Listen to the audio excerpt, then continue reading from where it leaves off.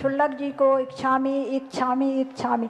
महाराज जी मेरा प्रश्न है तत्तार सूत्र के 8वें अध्याय से है, मिथ्या दर्शन प्रति प्रमाद कषाय योग बंध हेतुआ।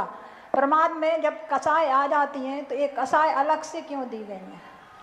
प्रमाद की कषाय की एक अलग क्वालिटी हो जाती है। कषाय की जब तीव्रता बढ़ती है उस समय प्रमाद अलग से प्रकट होता है। अविरति भी कोई चीज़ नहीं, अविरति भी कषाय ही है, चारित्र मोहिनी का भेद है, लेकिन वो अलग स्वभाव वाला हो जाता है। कषाय अकेली कषाय जब रहती है तब उसका स्वभाव अलग है और प्रमाद के साथ होती है।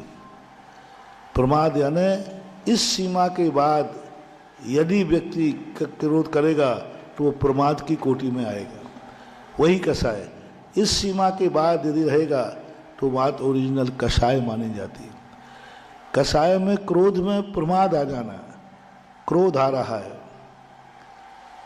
देखना प्रमाद देखना, क्रोध आ रहा है, गुस्सा आ रहा है, सामने वाले को मारना है, सामने वाले को मारना, और मारते मारते इतने जोर से गए कि नीचे नहीं देखा ऊपर नहीं देखा, स्वयं ठप्पा खा के गिर गए।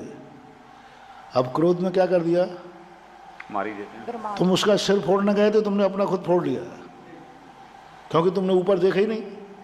गुस्से में आकर तुम दौड़े और जाके चौखट से तुम्हारा सिर टकरा गया, तो ये कहलाता क्रोध था।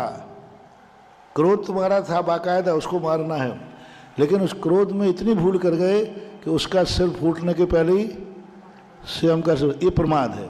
सावधानी नहीं रखी ना हमने, हम क्रोध में इतने अंधे हो गए कि ये भी नहीं देख रहे कि सामने गड्ढा है, ये भी नहीं देख पाए कि ऊपर चौखट है।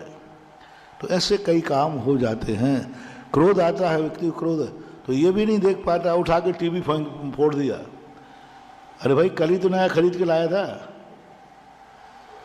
तो अब गुस्सा तो आया, लेकिन उस समय ये भूल गया कि नुकसान कितना हो रहा है, तो इसको प्रमाद बोलते हैं।